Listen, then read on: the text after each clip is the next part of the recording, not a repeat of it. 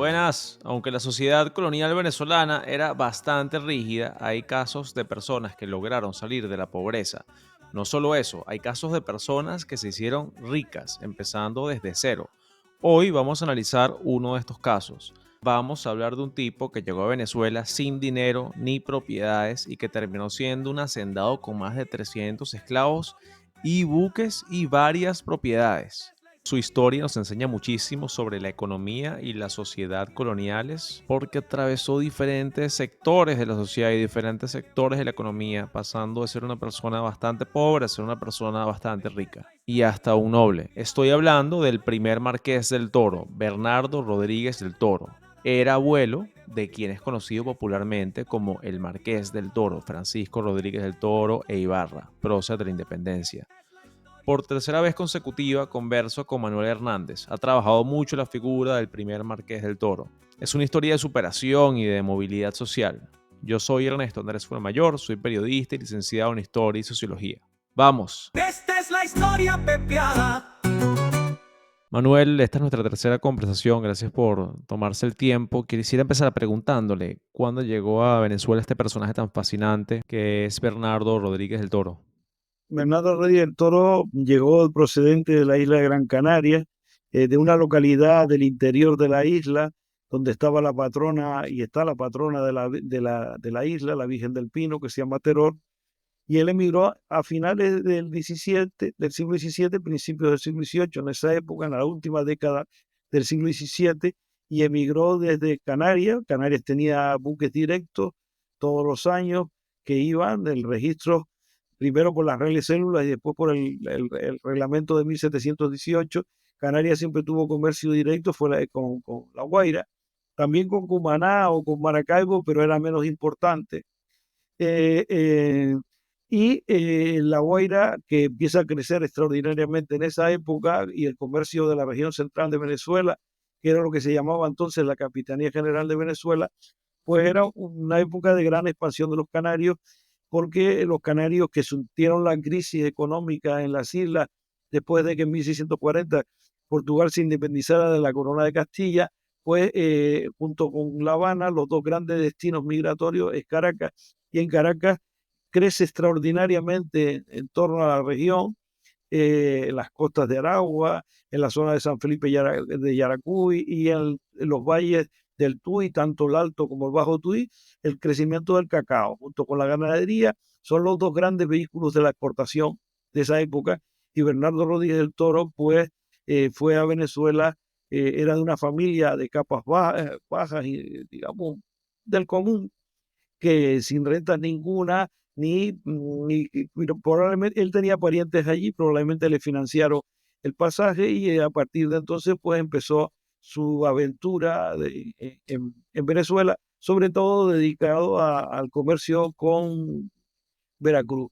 Los dos grandes comercios en aquel momento, junto con el de Canarias, que tenía Venezuela, eran Curazao, que era un comercio clandestino, pero absolutamente tolerado, y que en la práctica había tenido una gran y considerable expansión, y el comercio con Veracruz, que era el más importante.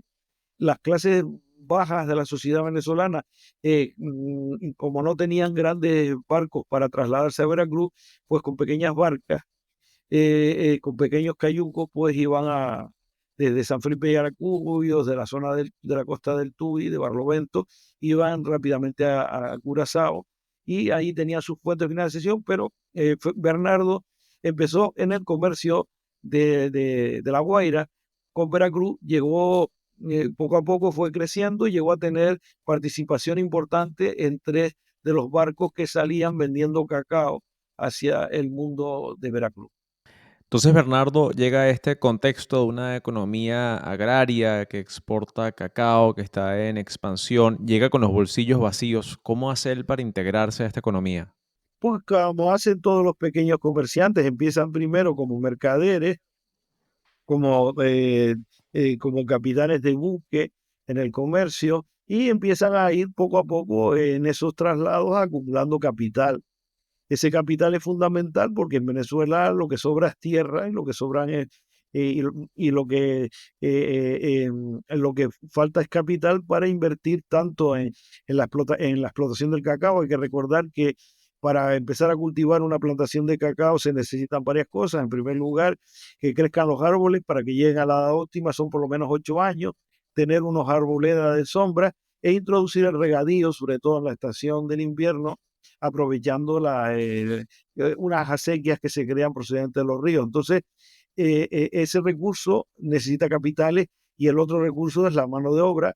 En el caso de las zonas del cinturón del valle, los valles del Alto Tuy, pueblos como Ocumare, San Francisco de Yares, etcétera, pues emplean fundamentalmente mano de obra esclava que a finales del siglo XVII se compra en Curazao a cambio de cacao, y después con la creación a partir de 1713, tras el fracaso de la compañía francesa, que fue un desastre durante la Guerra de Sucesión, con la compañía británica que va a llegar hasta la Guerra de la Oreja o Secesión Austriaca en 1739, pues con la compañía británica. Entonces, bien con esclavos introducidos clandestinas, aunque toleradamente de Curazao, o bien adquiridos a la compañía que va a regir por decisión de la corona y por el Tratado de Utrecht hasta 1739 en la compañía británica, pues ese recurso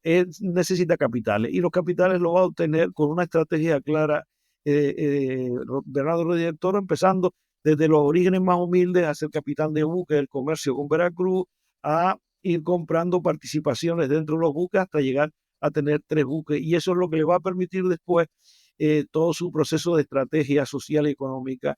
Quisiera saber más sobre cómo empezó, cómo alguien que no tenía recursos se convierte en una persona que puede tener 3 buques en una economía que está monopolizada por la corona. O sea, ¿cómo se da ahí esa acumulación de dinero en un individuo? Él fundamentalmente lo tiene a través del comercio. El comercio fue una de las vías fundamentales en las cuales las élites se formaron en Caracas, Venezuela, frente a los tópicos tradicionales que enfocan que es la tierra, el recurso fundamental. La tierra es lo que sobra en Venezuela. Lo que falta es dinero para roturarla, para ponerla en explotación, etcétera, y para eso se necesita capitales. Y por eso hay una estrecha relación. Se puede decir sintéticamente que la formación de las élites en Caracas no son los herederos de la conquistadora. Eso es una mentira. La mayoría de las personas que emigraron a Venezuela emigraron por varias redes migratorias, incluso hasta los Bolívar, que curiosamente el primer que se llamó Simón Bolívar, paradójicamente, estuvo en las Islas Canarias, incluso tuvo un proyecto en las Islas Canarias. De allí fue a Santo Domingo, en Santo Domingo fue administrador de la Hacienda, y de allí se establece después en Caracas. Entonces, la mayoría de las familias que forman la élite, tanto la élite que surge en el 17, que es cuando empieza a crecer, una familia de origen canario como los Ascanio, que incluso llegan a tener el título de conde de la Granja, familias de origen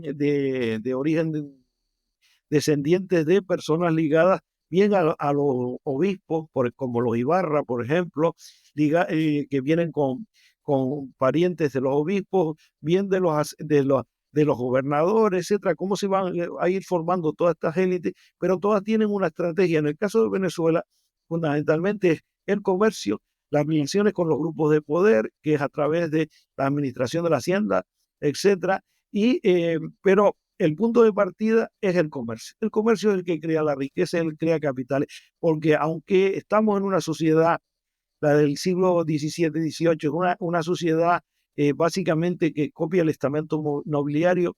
En América los mayorazgos y la riqueza vinculada no es tan importante como el capital que depende del comercio. Y ese es el origen fundamental de la mayoría de la riqueza. Si nosotros estudiamos todos los grupos y las estrategias de todos los grupos sociales, y los grupos que van a formar la élite venezolana, que es un proceso de concentración que se da en los siglos XVII y XVIII, con relativa movilidad social dentro de la élite, pero también de los grupos bajos de la sociedad, pues el origen fundamental, si nosotros estudiamos muchos de estos, son mercaderes, capitanes de buques, y empiezan a activar, pues a través del contrabando, a través del comercio con Veracruz, a recibir capitales, porque claro, hay que tener en cuenta que el comercio con Veracruz fundamentalmente es a cambio de plata, y la plata es la que se va a invertir, y lo mismo pasa con Curazao. La economía venezolana era bastante unidimensional, producía sobre todo cacao, es decir, un comerciante venezolano podría comerciar más que todo con cacao, es decir, dependería de los grandes cacaos, de los grandes productores de cacao.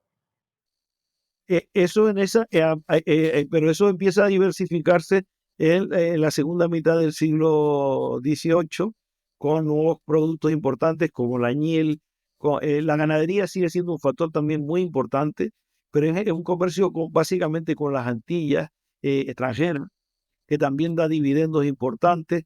Y por supuesto empieza después el café, el tabaco también es un rublo que se exporta desde el final del 17, el tabaco de Barinas se exporta a través de Holanda. ¿Cuál sería la relación de un comerciante como Rodríguez del Toro, que es un caso que usted ha estudiado, con los grandes cacaos?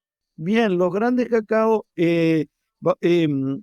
muchos de estos grandes cacaos, como digo, tienen un origen mixto. En Venezuela, como pasa también en Canarias, ser hacendado, ser terrateniente, ser oligarca, siempre están ligados al comercio.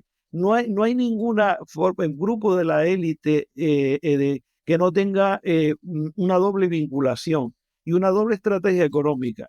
Eso se ve muy bien en el caso de, como veremos más adelante, del Marqués del Toro. O sea, es una clara estrategia de poder y en la cual no podemos decir, la sociedad, estamos hablando con criterios capitalistas, porque la riqueza económica es la que determina después la integración en una élite nobiliaria, que básicamente es poderosos caballeros don dinero. O sea, y esas estrategias claramente se pueden ver en todos los grupos que forman la sociedad venezolana, en la cual no es el ser nobles, el noble se construye y se construye básicamente con dinero. Y el dinero en Venezuela se obtiene básicamente de la gestión de la tierra, pero sobre todo fundamentalmente del comercio, que es el motor económico que está, digamos, capitalizando la sociedad venezolana, en este caso obteniendo los recursos metalíferos, la moneda, que es fundamental para la economía. Pero a ver, la materia prima con la que se comercia es el cacao y los que producen el cacao son estos grandes productores de cacao, los grandes cacaos. ¿Qué rol jugaría ahí un Rodríguez del Toro como comerciante? ¿Qué es lo que hace exactamente? Él lo que hace en primer lugar es ser comerciante, obtener capital, y ese capital le permite crear, invertir en haciendas económicas y en la compra de esclavos. Ese es el Pero motor ¿qué significa fundamental. ser comerciante? Creo que a eso me refiero. ¿Qué significa ser comerciante en este contexto? Porque me comenta que El comerciante es vender los productos que tú exportas hacia el mercado exterior, que son fundamentalmente cacao, que tiene una alta cotización en el mercado, y con eso tiene, en el caso de Veracruz, fundamentalmente plata. Y esa plata es la que te va a beneficiar. Además, es una plata que está muy valorada en el mercado porque es plata fuerte, con lo cual tú tienes un beneficio bastante grande de las transacciones. Piensen ustedes que hay un problema de moneda. En Venezuela, la mayoría de la moneda común que llaman macuquina es una moneda de cobre, pero la de plata está muy valorada, y el gran productor de plata de América y del mundo es México. Entonces, ese dinero que tú llevas en el comercio, ese beneficio que obtienes con la venta del cacao, que es considerable, pues él lo va a hacer en una doble estrategia. Por una parte, en ampliar su papel dentro del comercio hasta llegar a tener 3 barcos del comercio con Veracruz, a diversificar sus estrategias mercantiles, eh, eh, también con La Habana, con Campeche, etcétera. Y por otra parte, en invertir en la tierra, en la compra de haciendas, y por eso precisamente su principal hacienda, en la cual va a convertir en mayorazgo de su hijo mayor, porque aquí es una estrategia nobiliaria. O sea, una sociedad nobiliaria, hay que imitar esas cosas, que es adquirir títulos, ser regidor de ayuntamiento, etcétera. Él lo va a enfocar a comprar un título nobiliario que compra en un convento de monjas de Madrid, en subasta pública por dinero. En segundo lugar, en el comercio. Ese comercio le permite que su hijo mayor sea el mayorazgo, por eso se dice mayorazgo, ¿no? Porque el mayor hereda la hacienda, y después dedicar a los demás hijos a distintas estrategias y roles en una sociedad en la cual esos roles juegan un papel fundamental. Dos de sus hijos, él se casa con la hija de un administrador de la hacienda, de origen canario, de origen vasco canario, ella, ¿no? De los dos enlaces familiares, y eso es importante porque la administración de la hacienda te permite también el contrabando, que es uno de los grandes beneficios que se obtienen, y es clarísimo que la mayor parte de los administradores de hacienda controlan las aduanas, ¿no? Y a ver, entonces yo me imagino que poco a poco él va construyendo una red de contactos de hacendados que le dan su producto, su cacao, para que él lo venda, lo lleve a Veracruz, por ejemplo, en general a Nueva España. Y así va acumulando dinero poco a poco hasta el punto en el que puede comprar un cargo para su hijo. ¿En qué momento él empieza a ser también un hacendado considerable?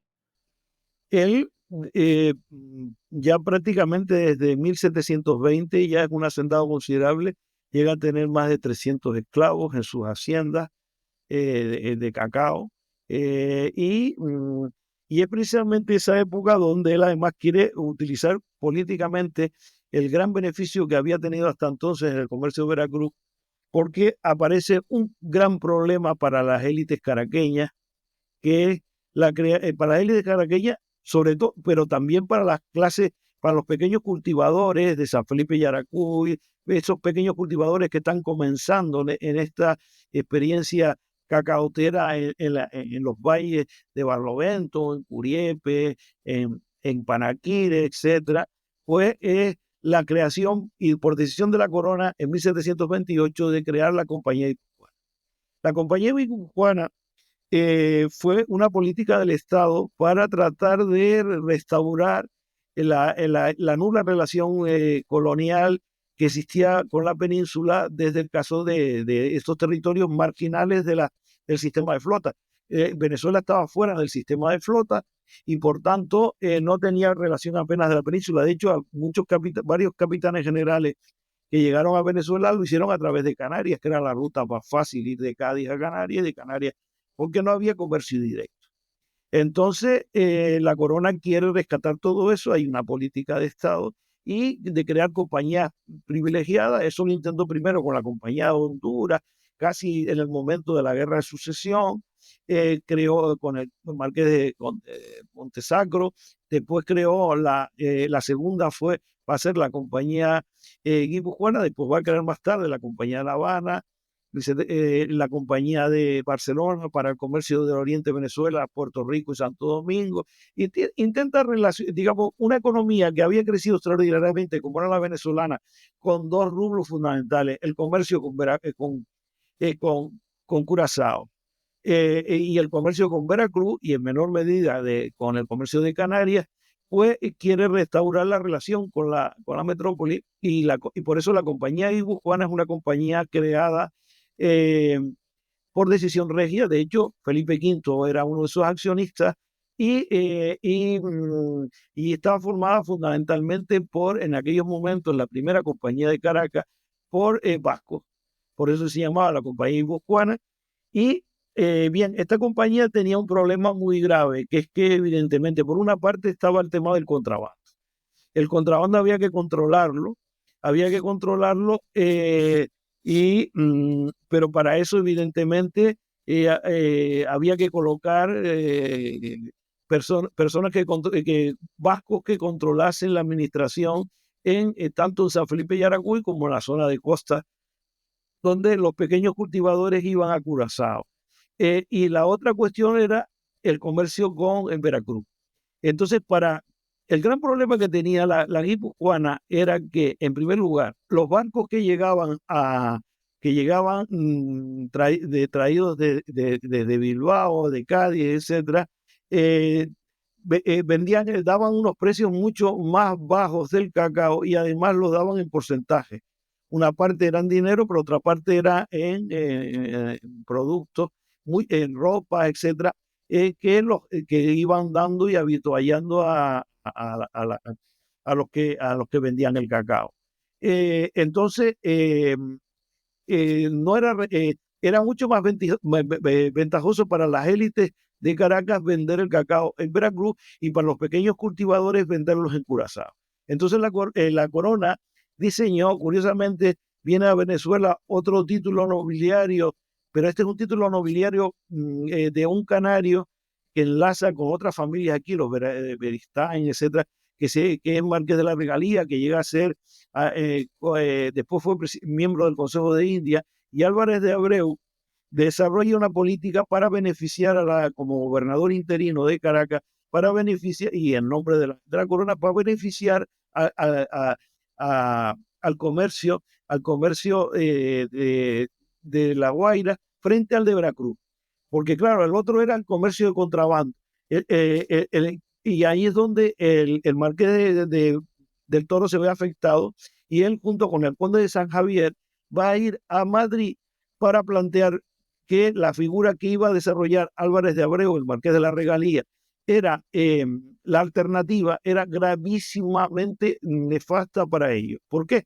Porque el cacao es piensen ustedes que el cacao se hacía en polvo en aquella época, lo de las tabletas de chocolate es un invento holandés, suizo del siglo XIX, separando la manteca del cacao y para darle solidez, ¿no? Pero en aquella época era en polvo y era muy perecedero, entonces había que salir rápidamente y cuanto más rápido mejor para que no se pudriese en el viaje. Se ponían cosas de cuero, etcétera, para que se conservase bien frente a la humedad. Y Álvarez de Abreu consiguió de la corona una real célula por el cual el barco que entrara en La Guaira, eso se llamaba la alternativa, tenía que llenarse, y hasta que no se llenase, no podía entrar el siguiente barco llenarse de cacao. ¿Qué pasaba? Que los pequeños cultivadores vendían su cacao directamente porque era más barato, más rentable para ellos, a Curazao, que le daba mejores precios. Y los grandes hacendados, como el marqués, hacendados comerciantes, porque esa doble figura, como digo, es fundamental para entenderlo, y entre ellos, por supuesto, el más importante, que era el Bernardo Rodríguez del Toro, pues era venderlo en Veracruz. Pero si esperabas la alternativa, se te podría. Eso se hizo en 1732 cuando se dio cuenta, esa ley se invocó en 1732 cuando se dio cuenta los vascos que tenían serias dificultades para comprar cacao, porque por las razones que he dicho. Entonces desarrollaron la alternativa y obligaron. Entonces él, junto con el conde de San Javier, fueron a Madrid y presionaron a la corona. Trataron de buscar, digamos, para que se aboliese. Y efectivamente se abolió. En 1738 se abolió gracias a sus gestiones y las del conde de San Javier, y por su influencia y digamos, allí en la corte, abolir la alternativa. Entonces ya eso no les importaba a ellos. El gran problema lo van a tener a partir de ahora eran los pequeños cultivadores con el contrabando, donde la Guipuzcoana va a tener funciones para prohibir, por ejemplo, que los barcos las pequeñas barcas pudieran salir hacia La Guaira, prohibir por tierra, etcétera, pero él consiguió lo que le interesaba, que era el de Veracruz, que era el mayor negocio que tenían las élites criollas. Déjeme resumir lo que hemos hablado hasta ahora sobre la Guipuzcoana. La Guipuzcoana llega en el 28 por orden de la corona para evitar el contrabando y para hacer más efectivo el comercio. También imponen precios artificiales a los comerciantes y a los productores de cacao. Rodríguez del Toro, que tenía sus propios barcos, puede escapar a estos precios arbitrarios, ¿correcto? Porque él puede lidiar o mercadear directamente con Veracruz. Sí, pero como eran de libre mercado, ellos les importaba, a ellos no les afectaba porque ellos vendían su cacao en Veracruz. El problema era para los pequeños cultivadores que no tenían posibilidad de tener barcos. Y, por ejemplo, un hacendado pequeño, ¿cómo afectó a un hacendado pequeño la compañía guipuzcoana y sus precios? Como ellos no tenían posibilidad de participar en el negocio con Veracruz porque no tenían porcentaje de los buques, porque no tenían capitales para eso. Entonces la alternativa para ellos era o someterse al chantaje de la guipuzcoana, que no les era rentable, o buscar la alternativa del contrabando, que era ilegal. Y Curazao estaba ahí. Si nosotros vemos la estadística, por ejemplo, entre 1700, durante la guerra de sucesión austríaca fue un periodo en la cual no se podía vender con los vascos porque los ingleses estaban en la costa. De hecho, hubo hasta un proyecto del almirante Lawless de invadir, mandaron incluso propaganda a San Felipe y Yaracuy para incitar a la rebelión. Y la corona tuvo tanto miedo cuando se rebeló en 1741 la guipuzcoana, perdón, el pueblo de San Felipe y Yaracuy, que dio marcha atrás y permitió hasta la paz, que la paz acaba, la guerra acaba en 1748, que se vendiera libremente el cacao en Curazao. Ante la imposibilidad de la guipuzcoana de tampoco competir digamos, porque la Armada Británica controlaba todo ese territorio durante esos años de guerra, y entonces el conflicto volvió cuando en 1749 se acaba esa tolerancia de contrabando, y por eso la famosa cosa que colocan a un vasco, Martín de Echevarría, como administrador de la aduana de Panaquire, que hasta entonces estaba regentada por un cultivador y por tanto interesado en el contrabando, como era Juan Francisco de León, y ahí empieza el famoso motín que lleva el nombre de Juan Francisco de León, o contra la guipuzcoana. Entonces, grandes comerciantes con buques, como era el caso del Toro, no se vieron tan afectados, pequeños comerciantes sí. ¿Cuál diría que fue el impacto en general para el nivel de producción de cacao en Venezuela en este periodo de la compañía guipuzcoana? Bueno, tiene que ver también con la situación bélica, ¿no? Porque evidentemente cuando hay periodos de guerra, evidentemente el periodo de más expansión fue el periodo de mayor duración de la paz, que fue sobre todo el reinado de Fernando VI, ¿no? No, después de muerto Felipe V, que Fernando VI es el hijo primogénito. Bueno, hubo otro, pero murió y reinó apenas muy poco, que fue Luis, y murió muy joven. Y de hecho volvió Felipe V. Entonces, a partir de 1700, del periodo hasta que llega, Fernando VI no tiene descendencia, y su hermano, que era rey de Nápoles, Carlos III, es el que le va a suceder. Pero ya Carlos III, ya estamos en la época de dos grandes guerras que fueron económicamente nefastas para la economía venezolana, y que empiezan a plantear el tema fundamentalmente del libre comercio, que es primero la guerra de los 7 años, la guerra conocida por la ocupación del Canadá por los ingleses, y la guerra de 1776-1784, que España entra en ella en 1779, que es la guerra de independencia de los Estados Unidos. En esos dos periodos, pues la guerra obliga a buscar alternativas económicas y las élites van a jugar, y eso lo van a hacer también a finales del siglo XVIII, principios del XIX, hasta llegar a 1810, que es el llamado comercio neutral. Entonces, esto es importante para entender el proceso que se da en Venezuela, que por una parte está el comercio con Veracruz, que es el más importante porque es el cacao. Pero ya en el último tercio del siglo XVIII, la aparición de nuevos cultivos que van a jugar un papel muy importante, como el añil, el café y el tabaco, junto con el tradicionales del cacao y la ganadería, van a que aparezca. En primer lugar, debemos tener en cuenta varios factores importantes. La compañía guipuzcoana evidentemente no puede vender sus productos cuando hay guerra. ¿Por qué? Porque los ingleses cercan las costas, entonces se buscan alternativas. Pero la compañía guipuzcoana tenía tanta influencia en la corte, que cuando se hacen los decretos de libre comercio, y se llama libre comercio que distintas regiones españolas pudieran comerciar con distintas regiones de América, eso empieza en 1765, cuando las Islas Antillas pueden comerciar directamente con distintos puertos españoles, aparte de los que tenía hasta entonces, que era fundamentalmente Cádiz y Canarias. Eh, eh, Eso se amplía en 1770 con Campeche, y en 1778 con el resto de todos los territorios de la monarquía en América, con dos excepciones: Venezuela, o sea, la región central de Venezuela, y Veracruz, que solo se liberan de ese monopolio hasta en 1789. Quisiera volver un momento a Bernardo Rodríguez del Toro hacia la década de 1730. Es aquí cuando él compra el título de marqués. ¿Por qué toma esa decisión y cuándo lo compra? Bien, vamos, el título está planteado de la siguiente forma. O sea, toda persona que quiere tener una reputación social en una sociedad nobiliaria, hay varias vías que se puedan crear. El punto de lanza, pues, ser regidor de un ayuntamiento, etcétera. Pero el siguiente nivel es comprar un cargo. Estamos en una época en que los títulos nobiliarios hay que pagarlos.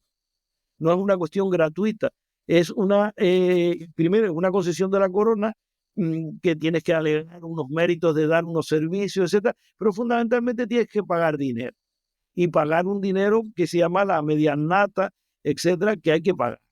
Entonces, ¿cómo obtienes un título? Teóricamente por servicios al Estado, pero en la práctica fundamentalmente es el dinero. La monarquía en aquellos momentos tenía hasta 1750 hay serios problemas económicos. Hay que tener en cuenta el impacto de todas las guerras, la guerra de sucesión, que fue un desastre económico y financiero, etcétera.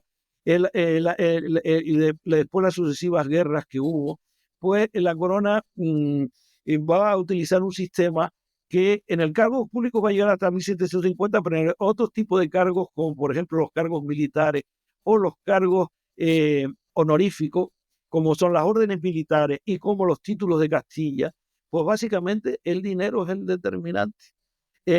Otro comerciante canario de esa época, Bartolomé Hernández Naranjo, a pesar de que incluso tenía unos orígenes moriscos demostrados, eh, compró el título de Marqués de Buen Suceso, también dedicado al comercio.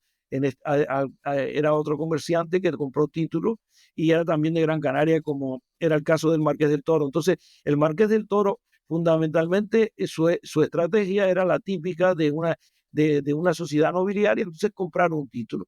Y la forma de comprar un título era pagando dinero, pero además que hubiera una forma de hacerlo. Y en el caso curioso es que un convento de monjas de Madrid tiene serios problemas económicos y la corona le cede la posibilidad de vender títulos de 3 títulos nobiliarios. Entonces se hace una subasta y él compra uno de esos títulos y lógicamente lo pone con el apellido familiar, Rodríguez del Toro, pues Marqués del Toro. Esa es la estrategia fundamental. Entonces tenemos que para este año 1732 él se convierte en marqués. Han Y pasado unos 40 años más o menos desde que llegó a Venezuela. En todo este tiempo empezó desde cero, se convirtió en comerciante, tuvo éxito, llegó a comprar 3 buques, luego compró tierras, se hace marqués y si no me equivoco también tenía propiedades urbanas en Caracas y La Guaira. era común en aquella época pues tener propiedades urbanas que eran bien para su mansión, que es una forma nobiliaria. En La Guaira, lógicamente, que tenía su casa de comercio, pero también ellos invertían, aunque no era tan rentable como la agricultura, invertían en bienes urbanos que alquilaban o daban a tributo. Y era normal que estos propietarios, pues a veces la obtenían sencillamente por deudas que le debían uno que no le pagó un riesgo, porque el instrumento de comercio se llamaba el riesgo, ¿no? El riesgo, tú pagabas una cantidad de dinero, era una especie de seguro. Tú pagabas una cantidad de dinero en una moneda baja y después la ganabas con un 33% cuando se colocaba en Canarias o se colocaba en Veracruz. Entonces, y entonces muchas veces no se pagaba o se arruinaban porque el barco era asaltado por unos corsarios extranjeros o sufría un temporal o lo que fuera, pues se perdía dinero y entonces las deudas, pues ellos acumularon mucha propiedad inmobiliaria de edificios, sobre todo por deudas. Y quería preguntarle sobre la conexión entre canarios. ¿Había una red comercial en el sentido de entre colegas en Venezuela de canarios que colaboraban entre ellos y había alguna especie de solidaridad o identidad colectiva entre ellos? Sí, claro, porque muchos de los capitanes del comercio de La Guaira, lo de los barcos, los marineros, etcétera, los mercaderes que empezaban a vender al por menor en las mercerías, los canarios formaban el grupo fundamental de todo ese sector. Entonces, lógicamente, tenían todas esas relaciones económicas y Evidentemente no vamos a decir que eran hermanitas de la caridad en solidaridad, pero sí evidentemente se ayudaban porque tenían ciertos rasgos de paisanaje, de parentesco, etcétera, y por eso es interesante cómo muchas de esas familias pues tenían eso. Es el caso que hemos señalado el otro día de Francisco de Miranda. Miranda forma parte de todo un grupo de personas que procedían del mundo del mar, que se van a dedicar a los negocios y van a enlazar familiarmente. Y el caso, por ejemplo, de algunos de estos parientes de él, que fuera incluso uno de ellos padrino no de bautismo, sino padrino de confirmación, que es Bartolomé López Méndez. Bartolomé López Méndez fue un comerciante muy importante. Su hijo sus hijos Luis e Isidoro tuvieron una casa de comercio muy importante. Él era de Garachico, en el norte de Tenerife, muy importante en el comercio. En esa época que empieza a aparecer una élite mercantil, el último tercio del siglo XVIII es una época, el principio y la primera década del siglo XIX fue una época en que apareció una burguesía comercial muy ligada familiarmente, y ahí tenemos el caso de los López Méndez, que hay que tener en cuenta que incluso ellos llegan a ser alcaldes de Caracas. Isidoro Luis fue después embajador de la Gran Colombia, fue el que fue con Bolívar y con Andrés Bello a negociar con Miranda, y después fue representante en Inglaterra muchos años. Luis López Méndez, los parientes suyos eran los Muñoz, los Key Muñoz, los Orea, que tenían una casa de comercio muy importante. Todos estaban ellos, y en esa época, a finales del 18, en la primera mitad también, pero más dedicados al comercio de contrabando y al comercio de Veracruz, pero en la segunda mitad, con el comercio de neutrales, que es una época interesantísima, de grandes cambios sociales en la sociedad venezolana. Ellos jugaron un papel muy importante y constituyeron casas de comercio de las más importantes. También algunos cántabros, como por ejemplo los Linares, algunos vascos, herederos de la Guipuzcoana, que también tuvieron un papel importante en el comercio, etcétera. Aparece todo un grupo de personas que el comercio es la base, pero que muchos de ellos terminan después siendo también hacendados, porque no, como digo, no hay una diferencia. Fernando Gay Muñoz, por ejemplo, que después fue era hijo de los vinos, fue el primer ministro de Hacienda de la Junta del 19 de abril de 1810. Él era uno de los más importantes comerciantes de Caracas, pero al mismo tiempo enlaza con otras familias, los Ayala, su mujer Ayala, y tenía una hacienda, por ejemplo, de esclavos, que lo describe Humboldt, incluso de caña de azúcar en la Junta, en el Valle de Caracas. O sea que era una combinación perfectamente normal ser hacendado y comerciante en la medida que tu riqueza económica te lo permite, claro. ¿Era común que un hacendado de cacao también tuviese ganado? Yo supongo que por lo general o eras un hacendado de cacao hacia el área central de los valles o tenías ganado más hacia los llanos.